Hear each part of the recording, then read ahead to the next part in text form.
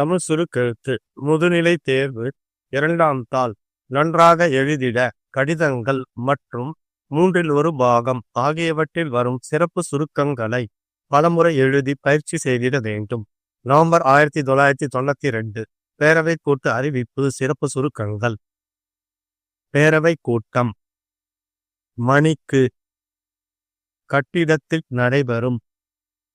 சென்ற ஆண்டில் வரவு செலவு கணக்கிற்கு ஒப்புதல் அளித்தல்.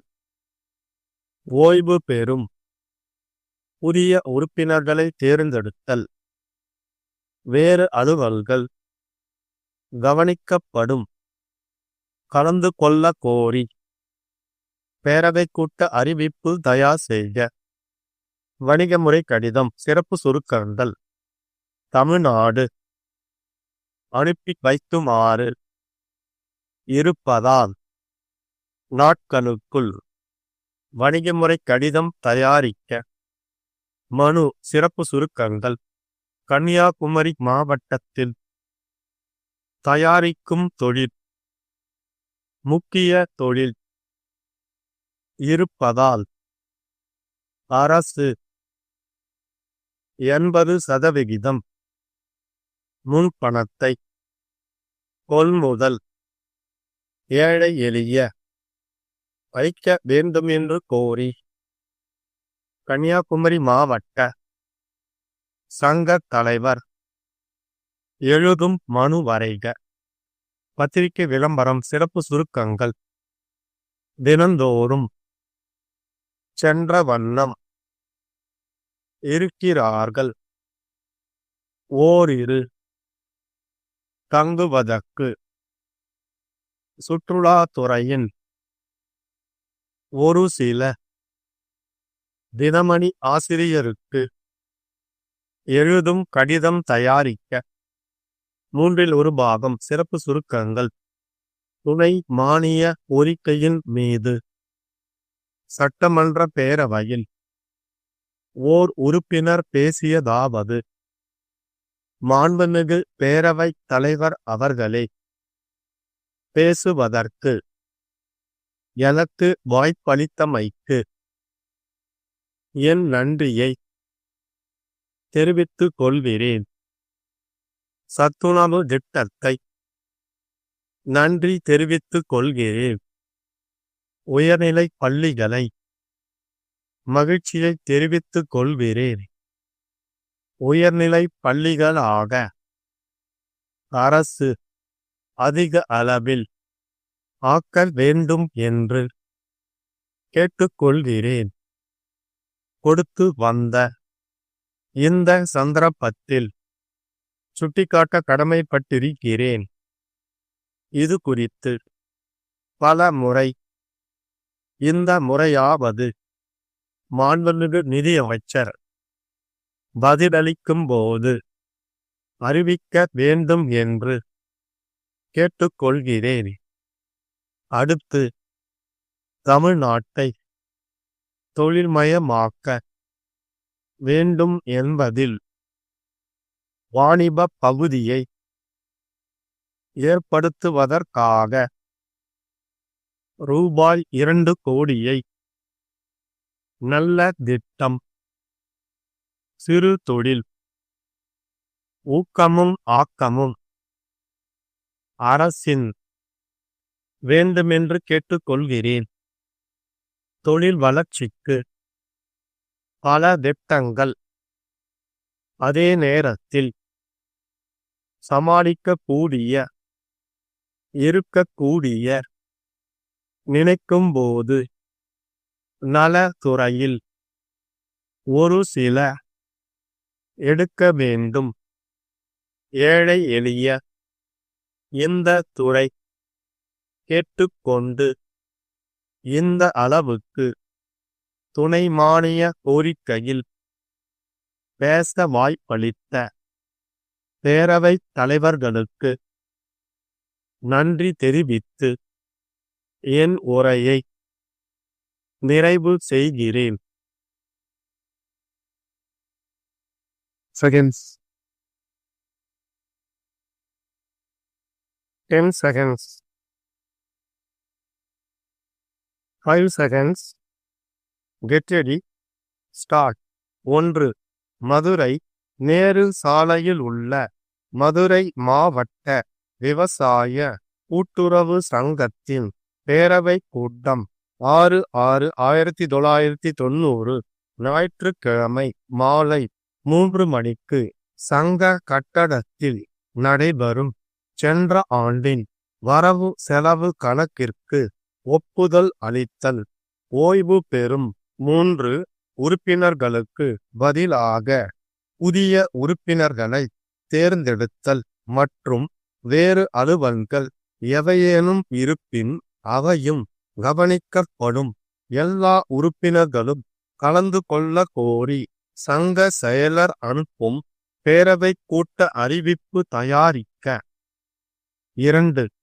தட்டச்சர் மற்றும் சுருக்கெழுத்தர் நியமனத்திற்காக தமிழ்நாடு தேர்வாணையம் நடத்த இருக்கும் தேர்விற்கான மாதிரி வினா விடை புத்தகத்தின் 100 பிரதிகளை உடன் அனுப்பி வைக்குமாறு கோயம்புத்தூர் காந்தி சாலையில் உள்ள கந்தன் புத்தக நிலையத்தின் உரிமையாளர், சென்னை திருவல்லிக்கேணியில் உள்ள பாரி பதிப்பகத்தாருக்கு எழுதும் வணிகமுறை கடிதம் தயாரிக்க.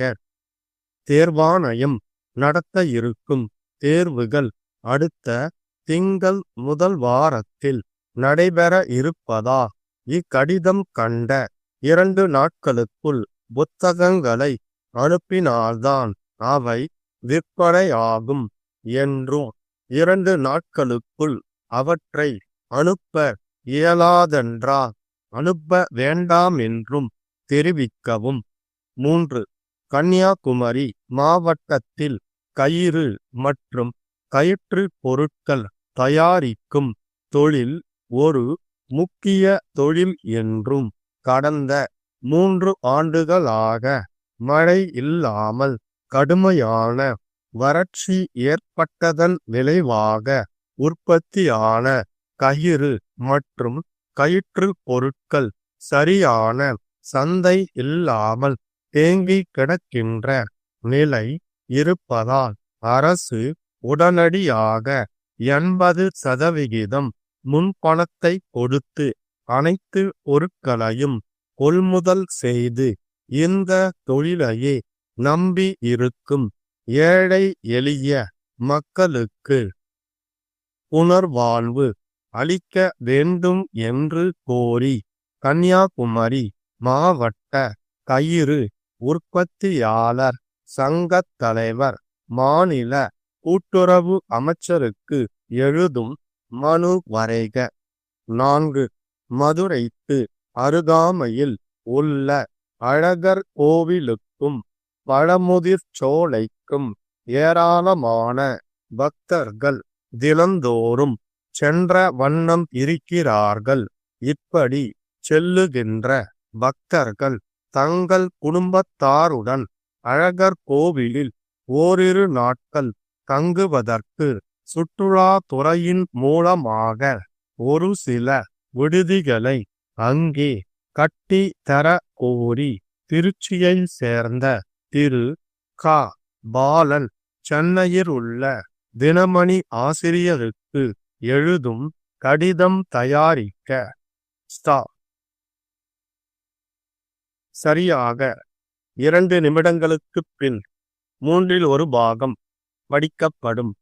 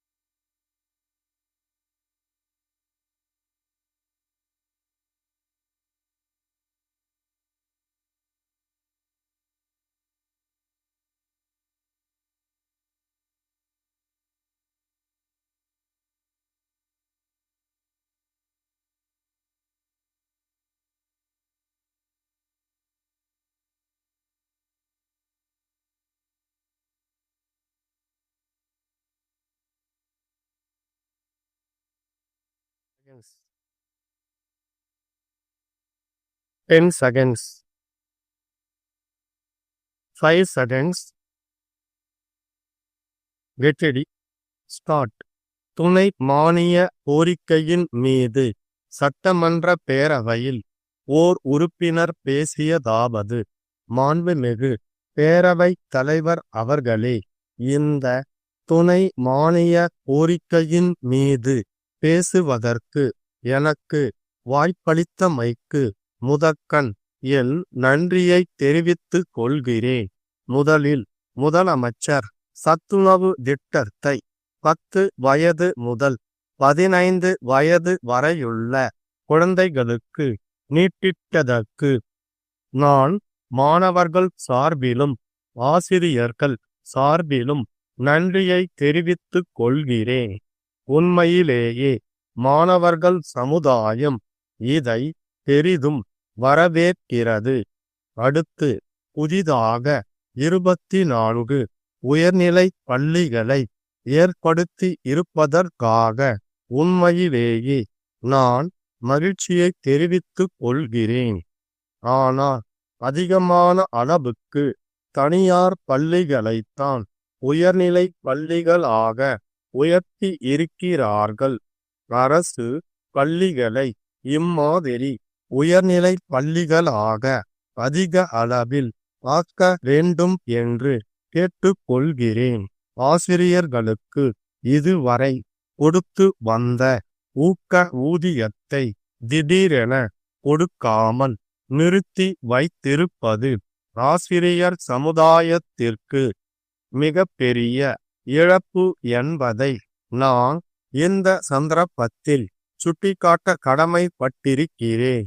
இது குறித்து பலமுறை இந்த அவையில் பேசப்பட்டிருக்கிறது. இந்த முறையாவது மாண்புமிகு நிதியமைச்சர் பதிலளிக்கும் போது இந்த ஊக்கத்தொகை பற்றி அறிவிக்க வேண்டும் என்று கேட்டுக்கொள்கிறேன்.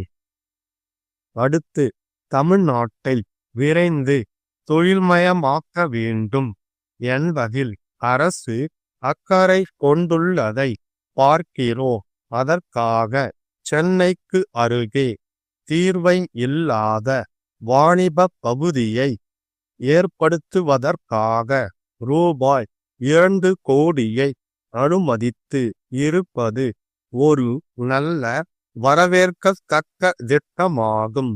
இது ஒரு நல்ல திட்டம்தான் என்றாலும் இது சாதாரண மக்களுக்கு பயன்படுகிற திட்டம் அல்ல.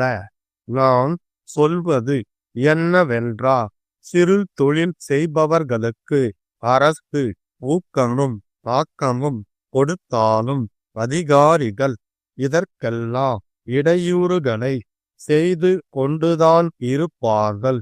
அந்த இடையூறுகளை எல்லாம் அகற்றி அரசின் உதவிகள் அனைத்தும் சிறு தொழில் முனைவர்களை அடையும் வண்ணம் திட்டங்களை தீட்டி நிறைவேற்ற வேண்டும் என்று கேட்டுக்கொள்கிறேன். தொழில் வளர்ச்சிக்கு பல திட்டங்கள் போடப்பட்டு வருகின்றன. அதே நேரத்தில் தொழிலாளர்கள் பிரச்சனைகளும் அதிகரிக்கின்றன. அதை சமாளிக்க கூடிய அளவுக்கு தொழிலாளர் நல இலாகாவில் இருக்கக்கூடிய பணியாளர்கள் அதிகாரிகள் எண்ணிக்கை போதாது. அதை அதிகப்படுத்த வேண்டும். இருக்கக்கூடிய அதிகாரிகளும் எவ்வகையில் செயல்படுகிறார்கள் என்று நினைக்கும் போது வேதனையாக இருக்கிறது. தொழிலாளர் நலத்துறையில் ஒரு சில அதிகாரிகள் முதலாளிகளுக்கு ஆதரவாக இருக்கக்கூடிய சூழ்நிலை இருக்கிறது. அந்த நிலையை போக்க அரசு தக்க நடவடிக்கை எடுக்க வேண்டும். சமுதாயத்தில் உள்ள நலிந்த பிரிவினர்களுக்காக, ஏழை எளிய மக்களுக்காக இந்த துறை செயல்பட வேண்டும் என்று கேட்டுக்கொண்டு இந்த அளவுக்கு துணை மானிய கோரிக்கையில் பேச வாய்ப்பளித்த பேரவைத் தலைவர் அவர்களுக்கு நன்றி தெரிவித்து என் உரையை நிறைவு செய்கின்றேன். ஸ்டாப்.